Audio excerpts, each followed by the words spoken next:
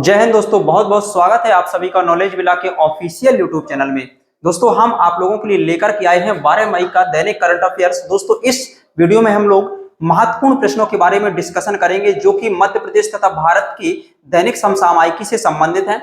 दोस्तों इन प्रश्नों के बारे में हम लोग देखेंगे, उसका उत्तर देखेंगे और उसके आसपास की चीजें, उससे संबंधित चीजें, जितने भी फैक्ट हैं उन सारी चीजों के बारे में कॉन्सेप्ट को समझते हुए हम लोग उनको कंप्लीट करने की कोशिश करेंगे। तो चलिए हम स्टार्ट करते हैं अपना पहला प्रश्न।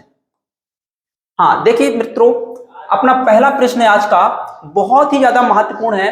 हाल ही में भारत के किस राज्य में प्रधानमंत्री मोदी ने लीगो इंडिया प्रोजेक्ट, कौन सा प्रोजेक्ट है दोस्तों, इस प्रोजेक्ट का नाम याद रखना है अपन को, लीगो इंडिया प्रोजेक्ट का शिलान्यास किया है।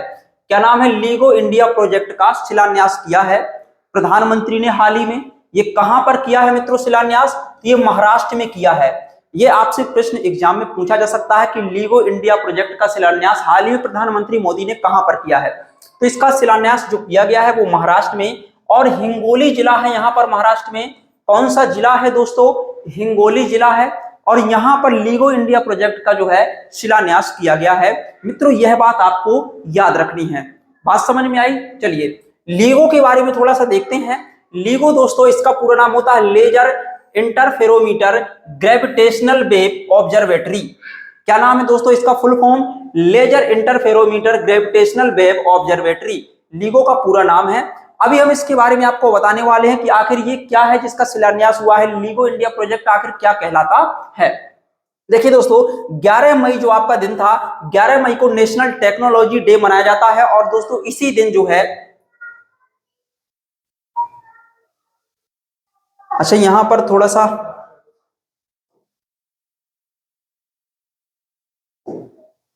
हाँ देखिए यहां पर 11 मई को क्या मनाया जाता है? आपका नेशनल टेक्नोलॉजी डे मनाया जाता है मित्रों।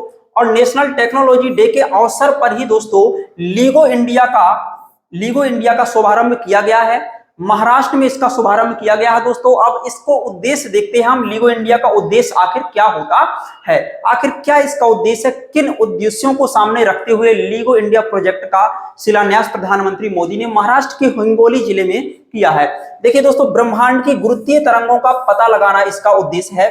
दोस्तों इस प्रोजेक्ट के शुरू हो जाने के बाद दोस्तों भारत भी प्रमुख अंतरराष्ट्रीय वैज्ञानिक जो अनुसंधान खोजे हैं उनमें शामिल होने वाला है। दोस्तों यह दोस्तों जो बनाया जा रहा है लीगो इंडिया प्रोजेक्ट, ये 600 एकड़ की भूमि पर बनाया जा रहा है और वर्ष 2030 से यह स्टार्ट हो जाएगा। अभी इसका शिलान्यास हो गया है, 2030 से इसकी स्टार्ट होने की संभावना बताई जा रही है। बात समझ में आई? और इससे होना क्या है कि ब्रह्मांड की गुरुत्वीय जो तरंगे हैं उनका हम पता लगाएंगे।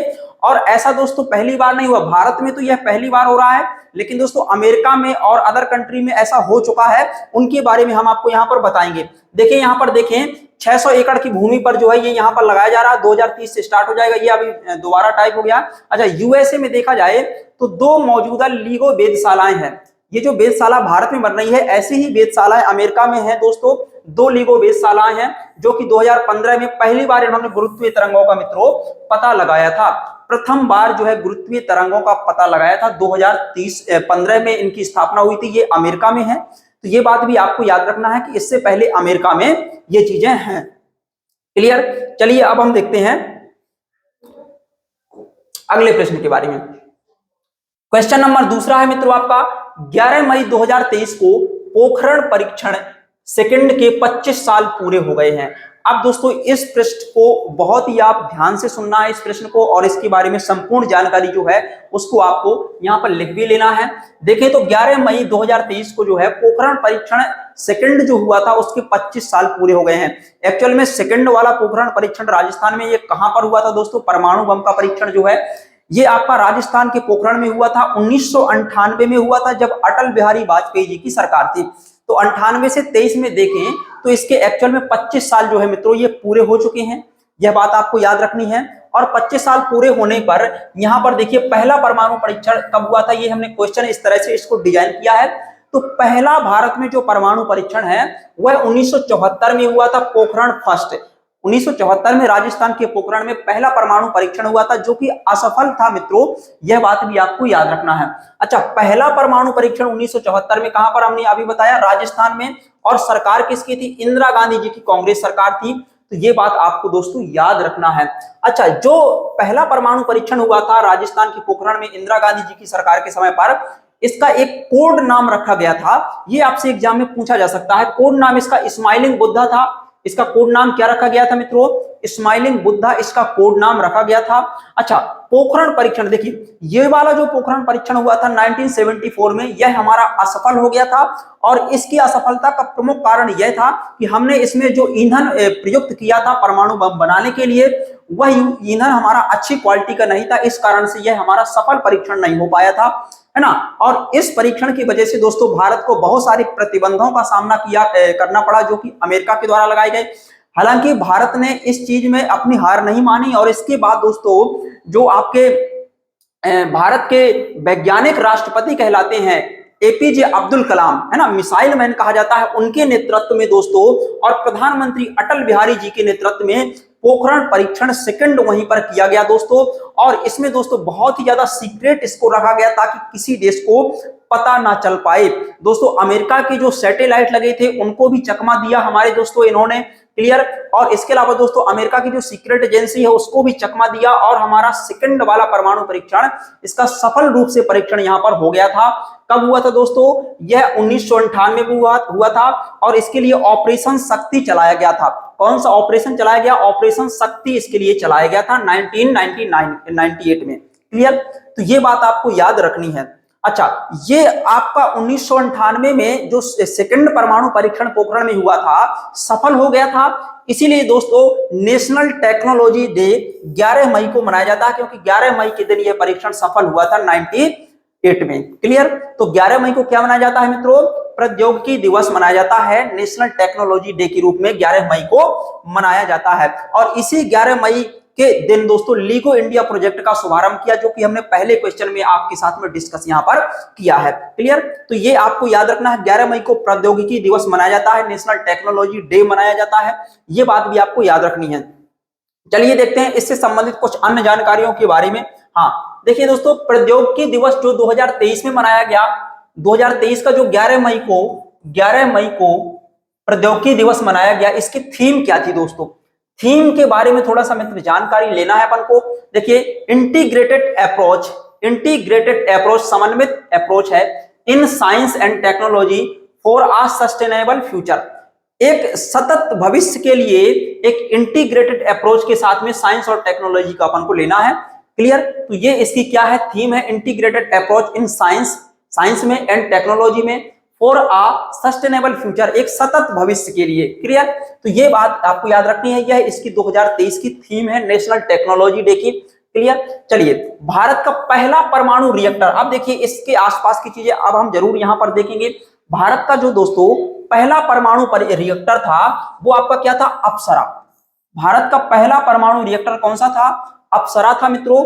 और अप्सरा 4 अगस्त 1996 को इसकी शुरुआत की गई थी दोस्तों। अप्सरा की शुरुआत कब की गई थी? 4 अगस्त 1956 है दोस्तों, यहां पर क्या है? 1956, 4 अगस्त 1956, 1956 में इसकी शुरुआत की गई थी। यह ईंधन की आपूर्ति अगर इसमें देखी जाए दोस्तों तो ब्रिटेन से पूरी हो रही थी ईंधन की आपूर्ति। अच्छा, दूसरा जो परमाणु रिएक्टर लगाया गया वो आपका साइरस है, 1960 में स्थापित किया गया। साइरस है 1960 में स्थापित किया गया। और किसके सहयोग से दोस्तों? तो यह कनाडा के सहयोग से स्थापित किया गया। साइरस और अप्सरा, ब्रिटेन इसकी ईंधन की आपूर्ति कर रहा था, और साइरस जो था यह कनाडा के सहयोग से 1960 में स्थापित किया गया।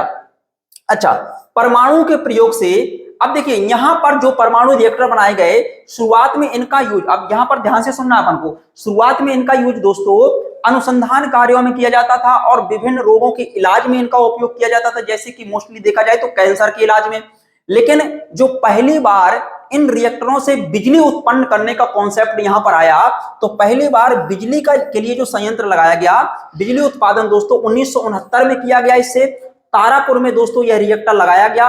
पहली बार परमाणु के प्रयोग से बिजली उत्पादन 1969 में यह आपका इंफ्रास्ट्रक्चर यहां पर डेवलप किया गया। 1969 में तारापुर में, महाराष्ट्र में पड़ता है मित्रों यह। और यहां पर लगातार 2 रिएक्टर लगाए गए, क्लियर। कितने? 2 रिएक्टरों को यहां पर स्थापित किया गया। और वर्तमान में अगर हम दोस्त देखें तो वर्तमान में कुल 21, यहां पर याद रखेंगे 22, यहां पर वर्तमान में कुल कितने हैं? 22 रिएक्टर हैं तथा 7 परमाणु ऊर्जा संयंत्र हैं। वर्तमान में 7 परमाणु ऊर्जा संयंत्र हैं और इन 7 परमाणु ऊर्जा संयंत्रों में कुल मिलाकर के 22 रिएक्टर आपके वर्तमान में कार्यरत हैं, जिनमें से कुछ में तो आपका भारी जल का प्रयोग किया जाता है और कुछ में नॉर्मल जल का प्रयोग किया जाता है। भारी जल का मतलब होता है दोस्तों D2O, ड्यूटेरियम ऑक्साइड। भारी जल का सूत्र क्या होता है? D2O, deuterium oxide. ये भी आपको मित्रों यहां पर आपको याद रखना है। क्लियर? चलिए अब हम देखते हैं अपने नेक्स्ट प्रश्न के बारे में। अगला क्वेश्चन है दोस्तों, क्वेश्चन नंबर 3 है, हाल ही में किन 2 देशों के बीच में दोस्तों कोरपैट अभ्यास का आयोजन किया गया है? कौन कौन से 2 देशों के बीच में मित्रों कोरपैट अभ्यास का आयोजन किया गया है? यह एक अभ्यास है समुद्र में होने वाला कोरपैट, और भारत और थाईलैंड के बीच में इसका आयोजन किया गया। इसका उत्तर क्या है? भारत और थाईलैंड के बीच में दोस्तों कोरपैट अभ्यास का आयोजन किया गया। यह इसका 35वां संस्करण था। कौन सा संस्करण था दोस्त मेरे? 35वां संस्करण था यह। हाल ही में यह भारत और थाई की सेना के बीच में आयोजित कराया गया। यह बात आपको याद रखना है। अच्छा, इसका उद्देश्य क्या है? जो कोरपैट अभ्यास का आयोजन किया गया, इसका उद्देश्य क्या है? देखिए, समुद्री संबंधों को मजबूत करना। 2 देशों के बीच में समुद्री संबंधों को मजबूत करना है। कौन कौन से 2 देश? भारत और थाईलैंड के बीच में समुद्री संबंधों को मजबूत करना है और हिंद महासागर की सुरक्षा सुनिश्चित करना है। अब यहां पर अगर आपसे पूछा जाए कि हिंद महासागर की सुरक्षा किस मामले में करनी है, तो देखिए यहां पर दोस्तों जो मानव तस्करी होती है, अवैध हथियारों की तस्करी होती है,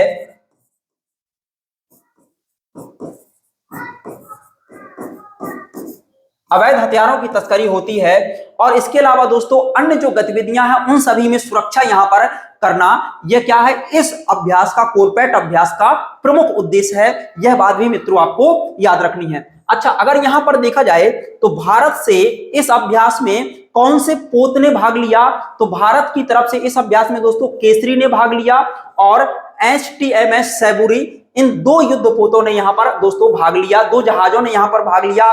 इंडियन नेवल शिप केसरी इसने भाग लिया और HTMS सैबुरी ने भाग लिया। तो यह भी आपको मित्रों याद रखना है। क्लियर? बात समझ में आई? चलिए अब हम देखते हैं अपने नेक्स्ट प्रश्न के बारे में। हाँ, देखिए दोस्तों, इसी प्रश्न का थोड़ा सा और हमने यहाँ पर डिटेल रखा है। जो थाईलैंड और भारत के बीच में कोरपैट अभ्यास हुआ था, तो थाईलैंड के बारे में मित्रों कुछ स्पेशल जानकारी है, तो ये बात आपको याद रखनी है। देखिए राजा, देखिए यहाँ पर अभी भी देखिए दोस्तों देखा जाए तो जो थाईलैंड है यहाँ पर अभी भी राजा होते हैं। क्लियर? और थाईलैंड के राजा कौन है दोस्तों? बाजीरा लोंगकॉर्न यहाँ के वर्तमान में राजा हैं, जो कि दोस्तों 2016 से पदस्थ हैं, और इनको राजा राम एक्स की उपाधि दी गई है। दोस्तों इनको एक और नाम से जाना जाता है, उसका क्या नाम है? राजा राम एक्स।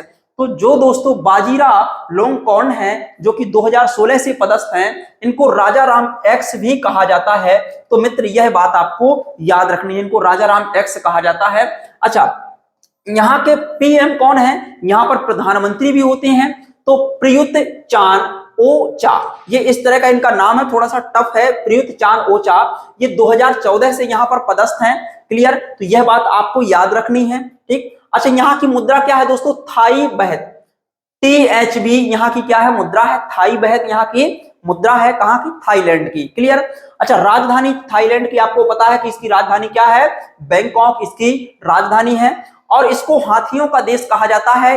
कैसे हाथियों का देश? सफेद हाथियों का देश इसको कहा जाता है। यहाँ पर सफेद हाथी जो है बहुत पाए जाते हैं, ये बात आपको याद रखनी है। क्लियर? राष्ट्रीय ग्रंथ देखा जाए अगर यहाँ का थाईलैंड का, तो रामायण दोस्तों यहाँ का राष्ट्रीय ग्रंथ है, और इस रामायण को यहाँ पर रामकियन कहा जाता है। रामायण को रामायण नहीं कहते हैं, रामकियन इसको कहते हैं, और यही रामकियन का मतलब रामायण ही होता है, जो कि थाईलैंड का दोस्त क्या है? राष्ट्रीय ग्रंथ है। यह बात भी आपको याद रखने के लिए। अच्छा, इसका प्राचीन नाम क्या है दोस्तों? श्याम देश। थाईलैंड का पुराना नाम क्या है?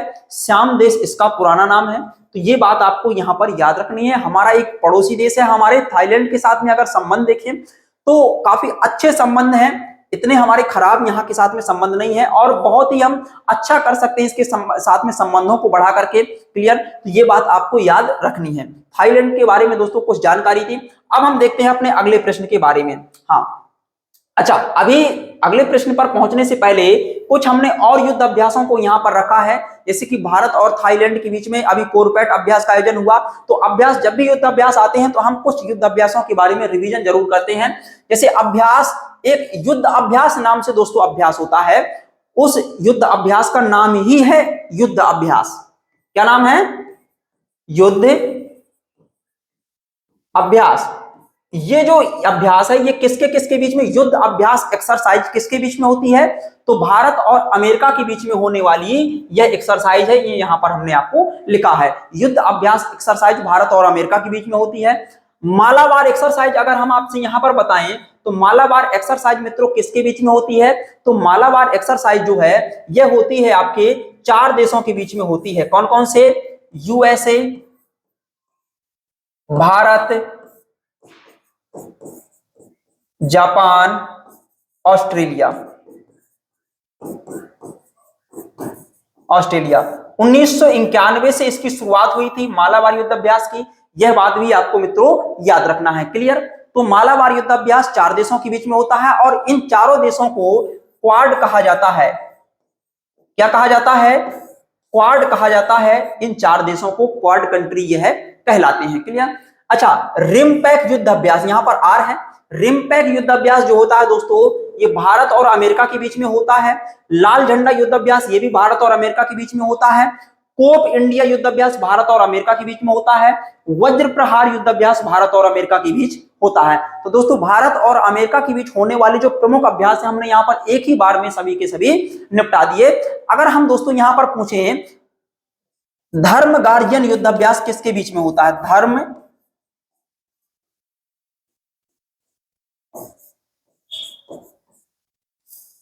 धर्म गार्जियन युद्ध अभ्यास किन 2 देशों के बीच में होने वाला एक युद्ध अभ्यास है, ये आपको बताना है। ये आप कमेंट बॉक्स में जरूर बताएंगे धर्म गार्जियन युद्ध अभ्यास किसके बीच में होता है। ये प्रश्न हम आप लोगों के लिए छोड़ करके जा रहे हैं, हमने कई बार क्लासेस में डिस्कस किया है इनके बारे में। चलिए अब हम बढ़ते हैं अपने अगले प्रश्न के बारे में। दोस्तों चौथा प्रश्न है, मध्य प्रदेश के निम्न में से किस स्थान पर एकात्म धाम बनाया जा रहा है? क्या है दोस्तों? एकात्म धाम का निर्माण किया जा रहा है। ये धाम है, क्या नाम है? एकात्म धाम जो है मित्रों ये मध्य प्रदेश के किस स्थान पर बनाया जा रहा है, यह बात आपको याद रखनी है। तो दोस्तों ओंकारेश्वर खंडवा जो खंडवा में है, यहां पर ओंकारेश्वर में एकात्म धाम का निर्माण मित्रों किया जा रहा है, यह बात आपको याद रखनी है। अच्छा, खंडवा में यहां पर हम आपको कुछ बातें बताएं खंडवा के बारे में। देखिए खंडवा का प्राचीन नाम क्या है दोस्तों? मानधाता है। इसको मानधाता नगरी कहते हैं और मानधाता के पुत्र दोस्तों मुचकुंद ने इसकी स्थापना की थी। मुचकुंद के द्वारा मानधाता की स्थापना की गई थी। प्राचीन नाम क्या है इसका? ओंकारेश्वर का मानधाता है। क्लियर? ये खंडवा में है तो इनके बारे में थोड़ा सा जानकारी लिखना है ना। अच्छा, ओंकारेश्वर में ही देखा जाए तो फ्लोटिंग सोलर प्लांट का निर्माण यहां पर दोस्तों हो रहा है। यह बात हम आपको कई बार चर्चा कर चुके हैं। ओंकारेश्वर में दोस्तों नर्मदा नदी के बैकवाटर में फ्लोटिंग सोलर प्लांट का निर्माण हो रहा है और यह जो फ्लोटिंग सोलर प्लांट है यह विश्व का सबसे बड़ा फ्लोटिंग सोलर प्लांट है और इससे 600 मेगावाट की विद्युत आपूर्ति होगी। विद्युत कितनी मेगावाट की विद्युत उत्पन्न होगी? यहां से 600 मेगावाट। लेकिन दोस्तों यह अभी निर्माण हो रहा है इसका, जब निर्माण हो जाएगा तब इसका उत्पादन होगा। अगर आपसे पूछा जाए कि वर्तमान में चालू हालत में भारत का सबसे बड़ा फ्लोटिंग सोलर प्लांट कहां पर है, तो वो है आपका तेलंगाना में है मित्रों। और उस फ्लोटिंग सोलर प्लांट का नाम क्या है? रामागुंडम फ्लोटिंग सोलर प्लांट कहां पर है मित्रों? यह तेलंगाना में है, यह बात भी आपको याद रखनी है। अच्छा, ममलेश्वर ज्योतिर्लिंग ये भी आपका कहां पर है? ओंकारेश्वर में है, यह एक ज्योतिर्लिंग है ममलेश्वर। क्लियर? ये बात याद रखनी है। अच्छा, आदि शंकराचार्य की यहां पर गुफाएं हैं। आदि शंकराचार्य भी यहां से संबंधित है, यहां पर इनकी गुफाएं बनी है। और इसके अलावा दोस्तों शंकराचार्य की एक यहां पर हाल ही में मूर्ति का निर्माण किया गया है, स्टैच्यू ऑफ वननेस। क्या नाम है? वननेस। स्टैच्यू ऑफ वननेस का निर्माण कहां पर किया गया दोस्तों? ओंकारेश्वर में किया गया है। ये किसकी स्टैच्यू है? शंकराचार्य की। 108 फीट जो है इसकी ऊंचाई है। कितनी इसकी हाइट है? 108 फीट इसकी मित्रों ऊंचाई है। यह बात आपको, इतनी बातें आपको ओंकारेश्वर के बारे में याद रखनी है। क्लियर? चलिए अब हम देखते हैं अपने नेक्स्ट प्रश्न के बारे में। हाँ, प्रश्न नंबर 5वां है मित्रों आपका, यह आपका अंतिम प्रश्न है। हाल ही में लॉरियस यहां पर आर है, Laureus sportsman of the year 2023 का पुरस्कार किसे दिया गया है? हाल ही में Laureus sportsman of the year 2023 का पुरस्कार किसे दिया गया है? यह दोस्तों बहुत ही महत्वपूर्ण प्रश्न है। यह आपका पुरस्कार 2023 में दिया गया है लियोनेल मेसी को। ये दोस्तों अर्जेंटीना के एक फुटबॉल के बहुत ही फेमस खिलाड़ी हैं लियोनेल मेसी। ये अर्जेंटीना से संबंधित है, फुटबॉल के खेल से संबंधित हैं। इनको हाल ही में Laureus sportsman of the year जो है यह अवार्ड दिया गया है। दोस्तों लॉरियस स्पोर्टमैन ऑफ का जो अवार्ड है बहुत ही फेमस खेल जगत में अवार्ड है। इसके बारे में हम आपको कुछ बातें बताएंगे। Clear? Sport women of the year 2023 का अवार्ड किसे दिया गया है? यही वाला दोस्तों लॉरियस का। ये महिला कैटेगरी में भी दिया जाता है। तो यह आपका दिया गया है Shelly Ann Fraser. Clear? Shelly Ann Fraser दोस्तों ये जमैका की खिलाड़ी हैं। ये स्पोर्ट वुमेन महिला हैं, सील एन फ्रेजर जमैका की हैं। इनको 2023 में महिला कैटेगरी में दिया गया है। क्लियर? अच्छा, लॉरियस जो स्पोर्टमैन है दोस्तों, स्पोर्टमैन 2023 के बारे में आपको बताएं, यह इनको दिया गया है लियोनेल मेसी को। आखिर यह क्यों दिया गया है, इसका रीजन क्या है? तो देखिए रीजन है क्योंकि इन्होंने दोस्तों जो 2022 का फीफा वर्ल्ड कप हुआ था, 2022 का जो दोस्तों फीफा वर्ल्ड कप हुआ था उसको जीता था। क्लियर? और ये कहां पर हुआ था दोस्तों? कतर में इसका आयोजन किया गया था 2022 की फीफा वर्ल्ड कप का। इसको इन्होंने जीता, तो यह इनको दिया गया लियोनेल मेसी को। सर्वश्रेष्ठ खिलाड़ी है ये बात याद रखनी है। क्लियर? दूसरी बार इनको मिला है। जो लियोनेल मेसी हैं यह पुरस्कार जो आपका Laureus sportsman of the year का पुरस्कार है, यह इनको दूसरी बार मिला है। इससे पहले इनको 2020 में मिला था। इससे पहले कब मिला था? 2020 में मिला था। यह बात आपको मित्रों याद रखनी है। अच्छा, यह पुरस्कार प्रथम बार सबसे पहली बार किसको दिया गया था? यह पुरस्कार पहली बार सन 2000 से तो चालू ही हुआ है। यह पुरस्कार कब से चालू हुआ है मित्रों? 2000 से इस पुरस्कार की शुरुआत हुई थी। तो पहली बार जो पुरस्कार दिया गया था दोस्तों टाइगर वुड्स को दिया गया था। ये गोल्फ के खिलाड़ी हैं, टाइगर वुड्स, ये गोल्फ के खिलाड़ी हैं। इनको सन 2000 में पहली बार दिया गया था। ये बात याद रखनी क्योंकि यह पुरस्कार 2000 में ही स्टार्ट हुआ था। क्लियर? सर्वाधिक बार लेकिन किसे दिया गया है? ये रोजर फेडरर को दिया गया है। टेनिस के स्विट्जरलैंड के खिलाड़ी हैं। रोजर फेडरर जो हैं ये टेनिस से संबंधित हैं, स्विट्जरलैंड देश में रहने वाले हैं और रोजर फेडरर इनका नाम है। और इनके बारे में क्या है कि सर्वाधिक बार इनको यह पुरस्कार मिला है। यह बात मित्रों आपको याद रखनी है। और पुरस्कार का नाम क्या है दोस्तों? Laureus sportsman. क्लियर? तो इसके बारे में इतनी जानकारी आपको याद रखनी है। कुछ और बातें हैं, थोड़ा सा देख लीजिए। फीफा वर्ल्ड कप 2022 के बारे में हम आपको बताएं। फीफा वर्ल्ड कप 2022 के बारे में बताएं। ये कहां पर हुआ था दोस्तों? कतर में। और कतर में कहां पर? दोहा में हुआ था। और इसका शुभंकर क्या रहा है मित्रों? तो शुभंकर इसका लाइव, ये लाइव का अगर आप इमेज देखें तो एक एलियन की तरह इमेज दिखती है। आप लोग गूगल क्रोम में इसकी इमेज जो है सर्च करके देख सकते हैं। लाइव शुभंकर लिख देंगे तो आपका आ जाएगा। फीफा वर्ल्ड कप 2022 का शुभंकर था ये बात आपको याद रखनी है, लाइव। और इसके विजेता कौन थे दोस्तों? अर्जेंटीना, क्योंकि लियोनेल मेसी कहां के हैं? अर्जेंटीना के। फ्रांस को हरा करके ये विजेता बना अर्जेंटीना। इतनी बात आपको इसके बारे में। अच्छा, यहां पर एक चीज और है, देखिए अंडर 17 महिला फीफा के बारे में भी देख लीजिए, जो कि 2022 में हुआ। 2022 का अंडर 17 महिला कैटेगरी का फीफा जो है आपका, ये इसका आयोजन दोस्तों भारत में किया गया था। ये बात और खास है, ये बात आपको याद रखनी है। भारत में उड़ीसा में किया गया था दोस्तों, गोवा में किया गया था और मुंबई में किया गया था। भारत में 3 जगहों पर इसका आयोजन किया गया था। क्लियर? तो ये बात आपको याद रखनी है। इसका शुभंकर क्या था दोस्तों? इसका शुभंकर ईभा था। शुभंकर आपको याद रखनी है, ये बात याद रखना। क्लियर? विजेता इसके कौन थे? तो इसको विजेता जो है स्पेन है और कोलंबिया को हराकर ये विजेता बने। स्पेन इसकी विजेता कंट्री स्पेन है। क्लियर? तो इतनी बातें मित्रों आपको यहां पर इनके बारे में आपको याद रखनी है। दोस्तों इस वीडियो हम इन्हीं 5 प्रश्नों को डिटेल से हमने चर्चा करने की कोशिश की है। जितना भी कंटेंट आपको दिया गया है वो सारा कंटेंट आप अपने नोट्स में नोट कर लेंगे और इस तरह से धीरे धीरे हम बहुत सारी बातों के बारे में आने वाले कुछ दिनों में सीख जाएंगे। और दोस्तों रिवीजन जरूर करना है। जितने भी चीजों का आपने नोट्स बनाया है उनका प्रॉपर रूप से आपको क्या करना है? रिवीजन करना है। क्लियर? हाँ, अभी थोड़ा सा और था, दोहा डायमंड लीग के बारे में हम आपको बता दें तो नीरज चोपड़ा जो है ये दोहा डायमंड लीग अभी हाल ही में इन्होंने जीता। 88.67 मीटर की इन्होंने क्या 88.67 मीटर इन्होंने यहाँ पर भाला फेंक दिया था। एंडरसन पीटर्स को हरा करके दोहा डायमंड लीग इन्होंने जीत लिया था। क्लियर, ये बात आपको नीरज चोपड़ा के बारे में याद रखना। हाल ही में दोहा डायमंड लीग को इन्होंने जीता था। क्लियर। अच्छा, नीरज चोपड़ा ने 7 अगस्त के दिन यहां पर जो आपका 87.58 मीटर आपका इन्होंने भाला फेंक दिया था दोस्तों।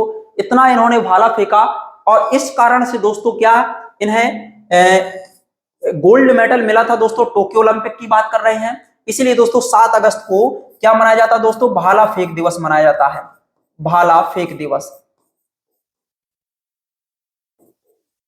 फेंक दिवस 7 अगस्त को मनाया जाता है। ये नीरज चोपड़ा के बारे में आपको याद रखना है। क्लियर।